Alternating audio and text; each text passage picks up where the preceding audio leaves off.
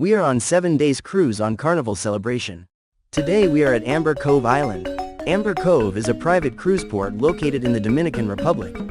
The island is owned by Carnival Corporation, so only cruise ship owned by Carnival can dock there, which includes Carnival Cruise Line, Princess Cruises, Holland America Line, Seabourn, and Costa Cruises. Most of the amenities there are free for Carnival cruise ship guests.